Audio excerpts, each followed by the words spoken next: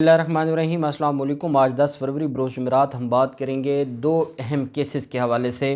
ایک شہباز شریف اور حمزہ شہباز کی درخواست ضمانت و برات سماعت ہوئی ہے، بڑی اہم آج کی سماعت ہے اور دونوں مرکزی ملزمان عدالت میں پیش ہوئے۔ سیکیورٹی کی وجہ سے صحافیوں کو کمرہ عدالت میں نہ جانے دیا گیا اور حمزہ شہباز نے عدالت سے التجا کی ہے کہ میں اپنا وکیل امجد پرویز تبدیل کرنا چاہتا ہوں۔ معاملہ بڑا دلچسپ ہو گیا ہے۔ آج نقول کی کاپیاں جو چلان کی کاپیاں وہ بھی تقسیم ہو گئیں اور ایف آئی اے پروسیکیوٹر نے عدالت میں ایک بڑا خوبصورت جو ایک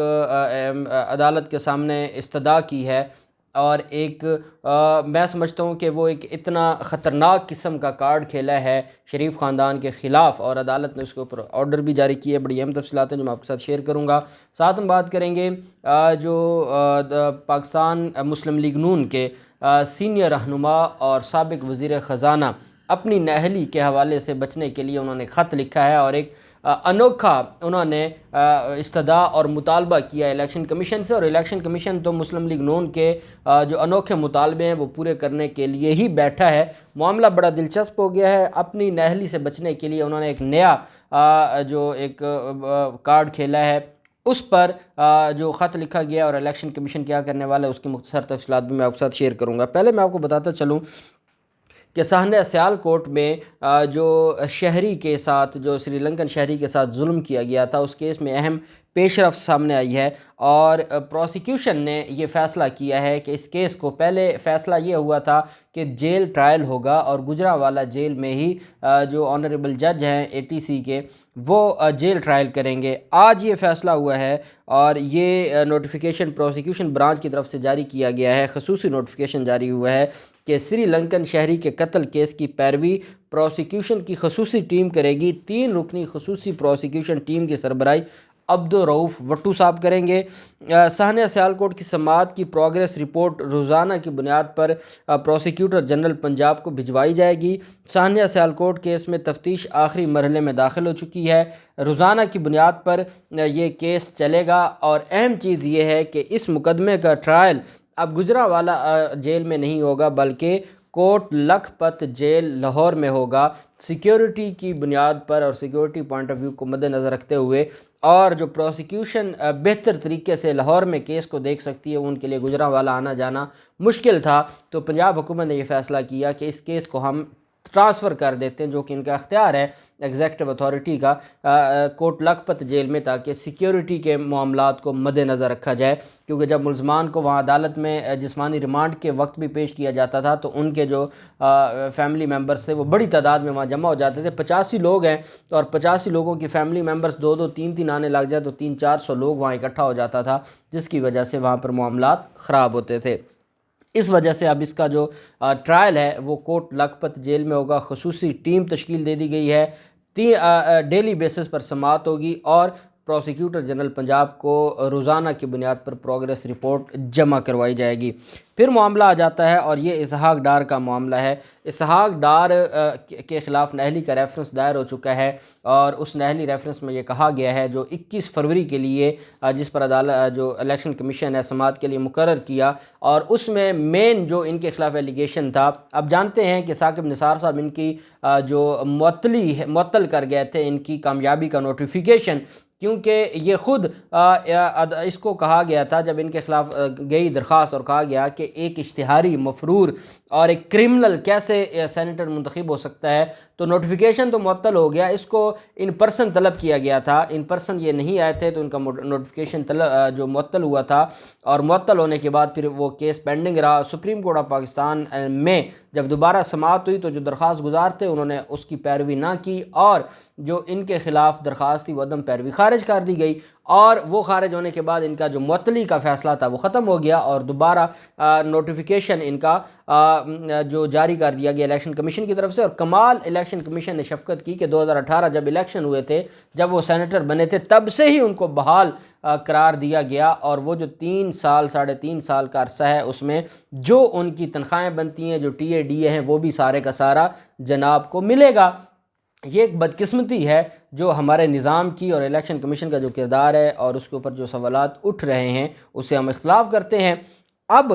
جو نااہلی کا ریفرنس دائر ہوا اس پر سماعت مقرر ہوئی اور اسحاق ڈار کو اب اپنی ان کو یہ لگتا ہے کہ شاید کہیں نواز شریف کا کوئی جگاڑ لگ جاتا ہے، اور نواز شریف جس طریقے سے آج کل باتیں سننے کو آتی ہیں، ہمارے ملک میں خیر ہو تو کچھ بھی سکتا ہے، لیکن جس کی کوئی قریب تک امید نہیں ہے کہ نواز شریف کو کوئی ریلیف ملے گا، اس کی نااہلی ختم ہو جائے گی، وہ دوبارہ وزیر اعظم بن جائیں گے، یہ انہونی باتیں ہیں۔ اور اس وجہ سے اسحاق ڈار یہ سمجھتے ہیں کہ اگر نواز شریف پہنچ گیا تو میں نے وزیر خزانہ بھی تو بننا ہے، اور وزیر خزانہ بننے کے لیے ضروری ہے کہ میں نااہل نہ ہوں، اور نااہلی سے بچنے کے لیے الیکشن کمیشن کو انہوں نے خط لکھا ہے، اور الیکشن کمیشن کو لکھے گئے خط میں اسحاق ڈار کی جانب سے، اور یہ چیئرمین سینٹ کو بھی اس کی کاپی بھجوائی گئی ہے، اسحاق ڈار کی جانب سے لکھے گئے خط میں کہا گیا ہے کہ 3 مارچ 2018 کو سینٹ نشست پر میرا انتخاب چیلنج کرنے کا قانونی تنازع حل ہو چکا ہے۔ سپریم کورٹ نے 21 دسمبر 2021 کو سول اپیل مسترد کر دی۔ اپیل مسترد ہونے کے بعد عدالت عظمیٰ کا 8 مئی 2018 کا ممبرشپ کی معطلی کا حکم نامہ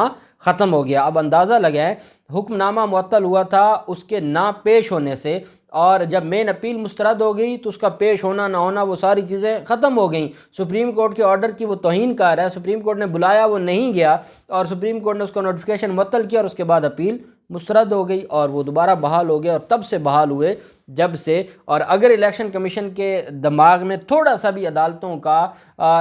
کی تکریم ہوتی تو الیکشن کمیشن اس دن سے بحال کرتا جس دن سے ان کا معطلی کا آرڈر تھا، اور جس دن ان کی اپیل مسترد ہوئی تھی، کیونکہ تب تک تو ان کا جو معطل رہنے کا ٹائم تھا وہ جاری تھا۔ بہرحال انہوں نے کہا کہ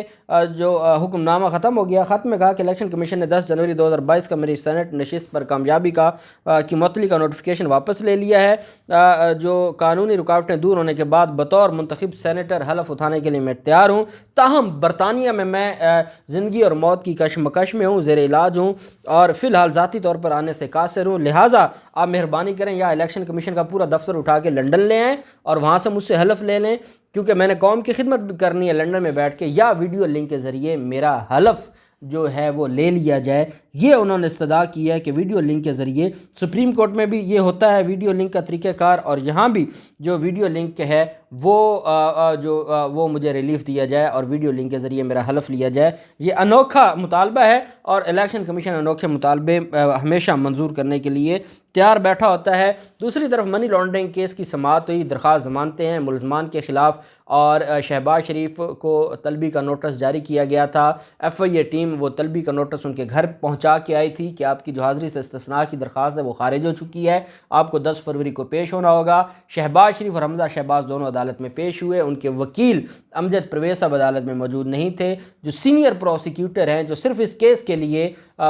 جن کو ایف آئی اے نے جو ڈپیوٹ کیا ہے، وہ سینئر وکیل ہیں، وہ عدالت میں موجود تھے بطور ایف آئی اے پروسیکیوٹر، اور باقی ایف آئی اے کے جو انویسٹیگیشن ٹیم ہے وہ بھی عدالت میں موجود تھی، اور جو جج ہیں سینٹرل جو کورٹ ہے، اسپیشل سینٹرل کورٹ کے، انہوں نے جو محمد اعجاز صاحب، انہوں نے آج کیس پر سماعت کی۔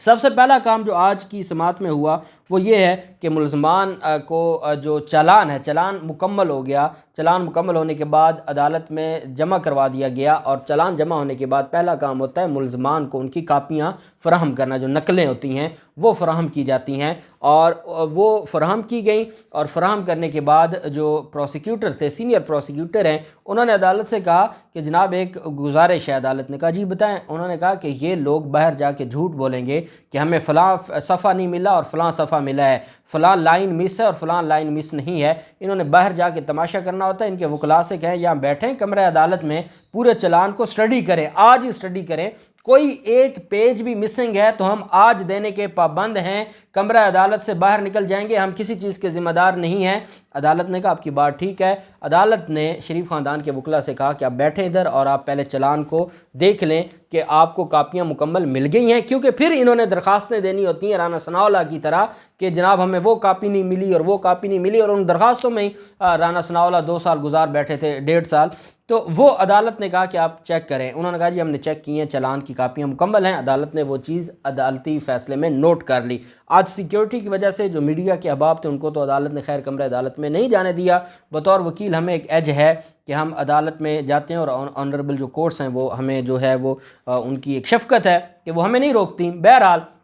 عدالت میں شہباز شریف اور حمزہ شہباز پہلے تو کچھ بات کرتے رہے، اور اس کے بعد حمزہ شہباز نے عدالت سے یہ بھی کہا کہ میں اپنا وکیل تبدیل کرنا چاہتا ہوں، مجھے ٹائم دیا جائے۔ عدالت نے کہا کہ آپ کے پہلے وکیل کیونکہ امجد پرویز صاحب ہیں، دونوں ملزمان کے وکیل امجد پرویز صاحب ہیں، اب شہباز شریف کے امجد پرویز صاحب رہیں گے جبکہ حمزہ شہباز اپنا وکیل تبدیل کریں گے۔ اب وہ یہ چاہتے یہ ہیں کہ اگر ایک سے کام نہ بن پایا تو پھر دوسرا ہوگا، کیونکہ جتنے وکیل زیادہ ہوں گے اس سے کیا ہوگا کہ یہ دو مرکزی ملزمان ہیں، ایک وکیل جرا کرے گا، کچھ وہ نکلوا لے گا، پھر دوسرا وکیل اسی گواہ پہ جرا کرے گا، تو کوئی کنٹراڈکشن وہ نکالنے کے لیے یہ کہ ان کا طریقہ کار ہے، طریقہ واردات ہے۔ تو عدالت سے کہا کہ ہم اس میں اپنا جو وکیل ہے وہ پیش کرنا چاہتے ہیں، تو ہمیں اس میں ٹائم دیا جائے اور 2 ہفتوں کی تاریخ دی جائے، اور ابھی 14 فروری کو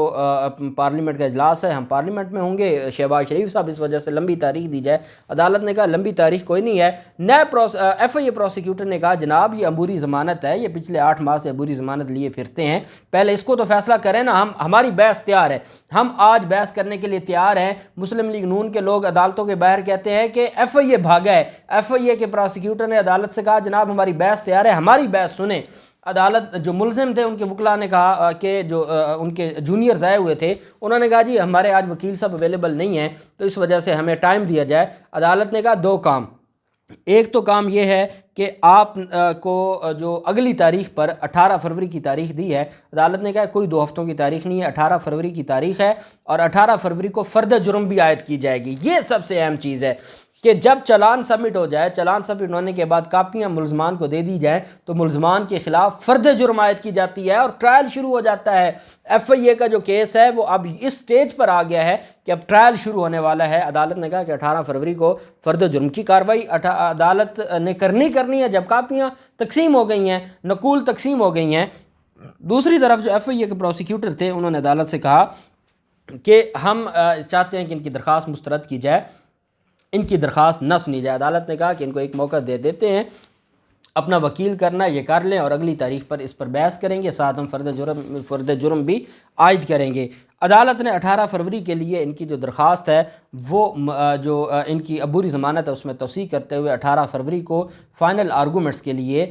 جو کیس ہے اس کو مقرر کیا ہے، اس میں فرد جرم بھی عائد ہوگی، اس میں شہباز شریف اور حمزہ شہباز کے وکیل اپنی بحث کریں گے، پروسیکیوٹر اپنی بحث کریں گے، ساتھ ساتھ ٹرائل بھی چلے گا اور ساتھ ساتھ ملزم بھی جیل میں جائیں گے اور ان کی عبوری ضمانت بھی خارج ہوگی۔ اور جب ملزم جیل میں ہوں تو پھر وہ عدالتوں سے بہانے نہیں کر سکتے اور پھر ٹرائل بڑی تیزی سے چلا کرتے ہیں۔ تو ہم امید کرتے ہیں، اور یہ ایف آئی اے کا کیس اتنا اہم کیس ہے کہ مجھے یہ لگتا ہے کہ جس طریقے سے ایف آئی اے کی تیاری ہے انہوں نے 5 سے 6 ماہ کے اندر اس ٹرائل کو کمپلیٹ کروانا ہے، اور پوری ٹیم ایف آئی اے کی وہاں موجود تھی۔ پوری قوم یہ سن لے کہ ایف آئی اے اپنی ذمہ داری پوری کر رہا ہے۔ کوئی بھاگ رہا ہے تو وہ یہ ہے جو میڈیا پر بیٹھ کر کہتے ہیں کہ ایف آئی اے کے پاس تو کچھ ہے ہی نہیں، تبھی تو ایف آئی اے ہمارے خلاف